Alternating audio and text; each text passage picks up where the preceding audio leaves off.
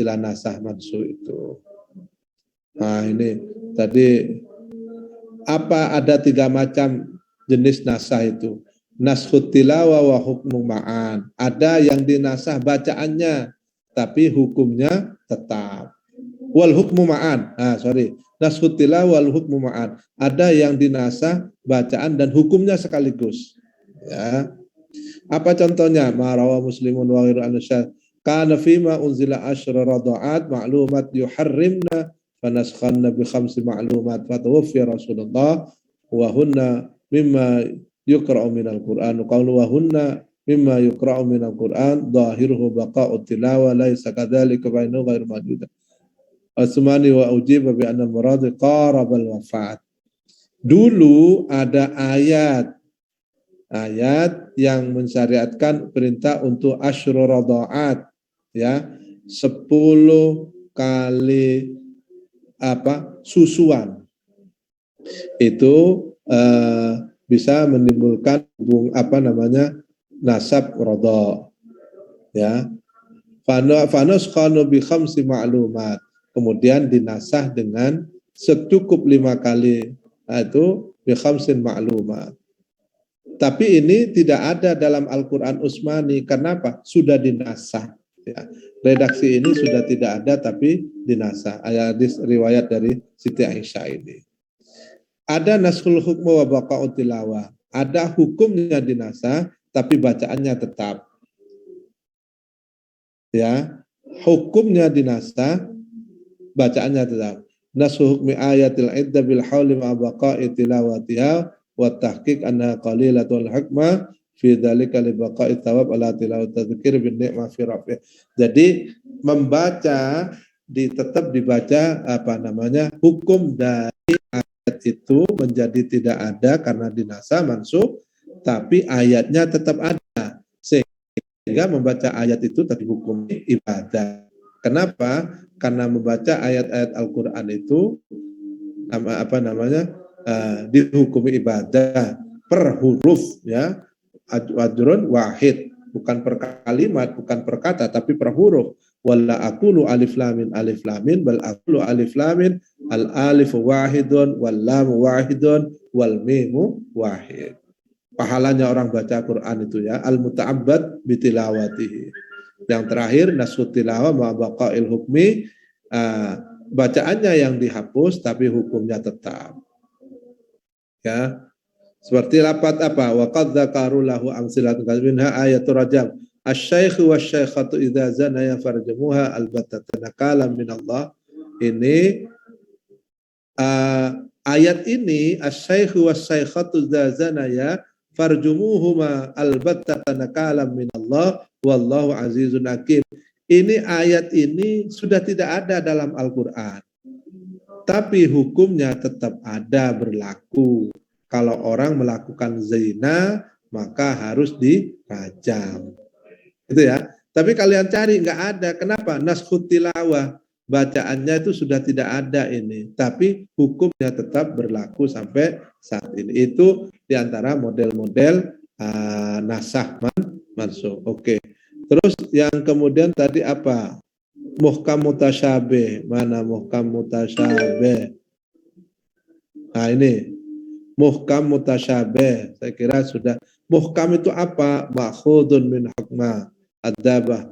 Bima'na mana'atu wal hukmu al-faslu baina syai'ain. Jadi al-muhkam itu artinya menghukum, memastikan, memisahkan antara dua hal. Yamna'u ad-dhalim wa yufsilu bainal khasamaini. Seorang hakim mencegah kezaliman, orang melakukan buat zalim dan memisahkan antara dua orang yang sedang bersengketa. Atau wa yumayyizu minal haqqi wal batil, dia memisahkan antara hak dan batil. Itu artinya muhkam itu suatu hal yang pasti. Mutasyabih itu ma'khudun minat tasyabuh, ayyushabbiha ahadu syai'in al-khar. Ya, tasyabuh itu artinya serupa. Sekarang ikhtilaful ulama fi ma'nahuma ala qaulan. Nah, ada 3 perbedaan di kalangan ulama dalam memberikan pengertian makna muhkam dan mutasyabih. Muhkam itu yang pertama mengatakan, yang disebut dengan muhkam itu ma'urifa al-muradu minhu. Ya, segala sesuatu yang sudah diketahui maksudnya itu disebut dengan muhkam. Ayat muhkam itu menurut ini ya, pendapat ulama pertama, yang dimaksud dengan muhkam itu adalah ma'urifa al-muradu minhu. Segala sesuatu yang sudah diketahui maksudnya. Sedangkan mutasyabih ma ista'atharallahu bi'ilmihi. Mutasyabih adalah segala sesuatu yang hanya Allah yang mengetahui. Tidak ada manusia yang tahu maksudnya dari ayat mutasyabih itu. Ya, itu yang pertama. Menurut ulama yang kedua, muhkam itu maknanya apa? La yahtamilu illa wajhan wahidan.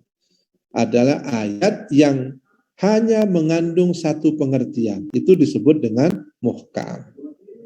Paham ya?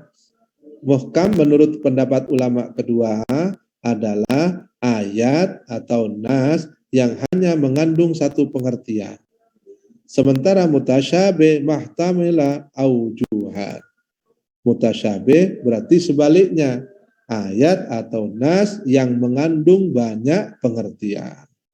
Jadi tidak tunggal. Misalnya wasi'a kursiyyuhus samawati wal ardh.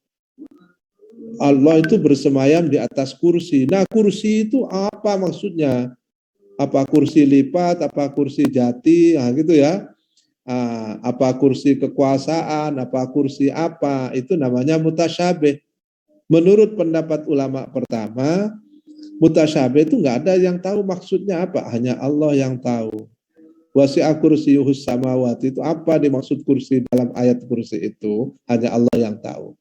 Menurut pendapat kedua, mutasyabih itu banyak maknanya. Bisa kursi dalam artian Allah duduk, bisa kursi dalam artian kekuasaan, bisa kursi, segala macam. Itu disebut mutasyabih. Yang menurut ketiga, ma'al muhkam itu mastaqilla binafsi'i walam yahtaj ila bayanin. Muhkam itu artinya ayat yang tidak membutuhkan kepada penjelasan. Jadi orang membaca ayat itu langsung paham, itu namanya muhkam. Kalau mutasyabih ma la yastaqillu bi nafsi wa haja ila bayanin bi raddi ila ghairihi. Mutasyabih itu tidak bisa dipahami dengan sendirinya, ya kayak kursi itu tidak bisa memahami kursi itu tok, itu nggak bisa. Lalu apa maksudnya? Tapi kalau muhkam pasti orang langsung baca langsung paham. Nah, ini dicontohkan ayat wa ma ya'lamu ta'wilahu illallah warrasikhuna fil ilmi yaquluna amanna bi kullun min 'indi rabbina. Ini cara kamu baca ada dua. Kalau kamu baca illallah berhenti, itu berbeda dengan illallah kamu lanjutkan. Ya, wa ma ya'lamu ta'wilahu illallah berhenti. Warrasikhuna fil ilmi yaquluna amanna bih. Satu. Yang dua, wa ma ya'lamu ta'wilahu illallahu warrasikhuna fil ilmi. Jadi cara baca, baik kamu berhenti ataupun berlanjut, itu mengandung dua makna yang berbeda. Makanya ini tasyabuh. Ulama berbeda pendapat. Gimana cara bacanya? Berhenti atau lanjut, ittisal, wasal atau waqaf. Ini ya. Di sini nih. Allah ini illallah, berhenti atau langsung warrasikhuna. Karena kalau berhenti berbeda dengan dibaca secara langsung. Apa maknanya? Wa ma ya'lamu ta'wilahu illallah, dan tidak ada yang mengerti takwilnya, maknanya. Ayat ini Al-Qur'an illallah kecuali Allah. Kalau berhenti ya, warrasikhuna fil ilmi, dan orang-orang yang mendalam dalam ilmu yaquluna amanna. Satu. Tapi kalau kamu baca lanjut wasal wa ma ya'lamu ta'wilahu illallahu warrasikhuna, maka tidak ada yang mengerti takwil tentang makna Al-Qur'an itu kecuali Allah dan para orang yang ilmunya mendalam. Berarti yang mengerti tentang takwil Al-Quran itu hanya Allah dan orang-orang yang berilmu. Satu, kalau dibaca mendalam ya, adalah dibaca wasal. Tapi kalau dibaca wakaf, Berarti tidak ada yang mengerti hakikat makna Al-Quran itu kecuali Allah. Orang-orang yang berilmu itu hanya berkata yaquluna amanna bihi kullun min indi rabbina. Ini contoh ya. Makanya ini ada dua pendapat tadi. Ada Aba Ubay bin Ka'ab al-Mas'ud wa Ibnu Abbas annar rasikhuna fil ilmi wa mubtada'un khabaru yaquluna. Berarti ini ma'tufun.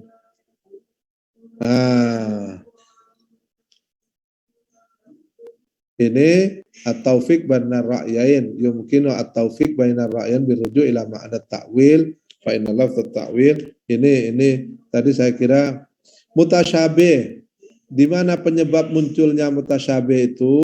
Mansya'ut tasyabuh. Pertama, lafadznya. Yang kedua, maknanya. Yang ketiga, lafadz dan maknanya sekaligus. Kalau lafadz apa? Bisa jadi lafadz mufrad. Itu terdiri dari kata yang gharib, yang aneh, yang tidak biasa dipakai dalam bahasa percakapan. Bahasa Al-Quran kan banyak ya, seperti huruful muqatta'ah, alif, lam, mim, yasin. Itu apa artinya? Kan nggak ada gitu kan. Gharib, itu mutasyabuh. Atau ini dicontohkan, wa fakihatau wa abba. Apa abba itu? Nah, buah-buahan yang abba. Ini mutasyabih. Tasyabuh karena gharib, fraud, atau mustarak. Atau karena makna.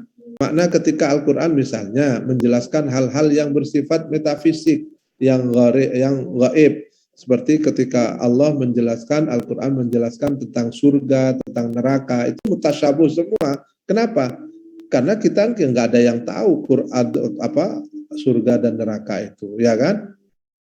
Wasful jannah wan nar yaumal qiyamah, enggak ada yang tahu, itu mutasyabih karena maknanya menjelaskan tentang alam akhirat. Kita enggak tahu alam kubur misalnya, bahwa di akhirat itu jannatun tajri min tahtihal anhar khalidina fiha. Surga itu ibarat perkebunan yang indah, yang di dalamnya ada taman, ada sungai yang mengalir. Itu perumpamaan kayak gitu, itu menjelaskan itu kan kita nggak tahu seperti apa gambaran yang sebenarnya, ya, atau makna dan lafaz. Oke, itu sebab-sebab munculnya terjadinya tasyabuh itu bisa karena di beberapa tempat itu. Saya kira gitu ya. Apa ada tanggapan? Nggak ada ya. Suruh nanya aja nggak ada, apalagi nanggapi ya. Baik, saya kira cukup. Nah, nanti yang tugas pemakalah itu kan ke depan sudah UAS ya. Makanya nanti segera dibuatkan makalahnya berdasarkan PPT ini, masing-masing anggota kelompok. Ketika membuat PPT itu menjadi kelompok, tapi ketika sekarang menjadi tugas makalah individu. Dan itu nanti dikumpulkan bersamaan jadwal ujian. Kalau ujiannya besok tanggal 20, jadwalnya berarti besok Senin dikumpulkan, ya. Oke gitu ya. Baik, saya kira itu cukup. Tolong ketua kelas siapa yang share presensi biasanya? Saya, Pak. Nah, nanti tolong ya. Siapa yang Eki? Iya, Pak. Eki tolong nanti direkap ya, seperti saya minta. Pertemuan 1, 2, 3 itu temanya apa, tanggal berapa, dan yang tidak hadir aja, ya. Baik, Pak. Kirim. Baik, terima kasih. Sampai ketemu minggu depan, ya. Jaga selalu kesehatan, ya. Oke, assalamualaikum warahmatullahi wabarakatuh. Waalaikumsalam warahmatullahi wabarakatuh. Terima kasih, Bapak. Terima kasih, Pak.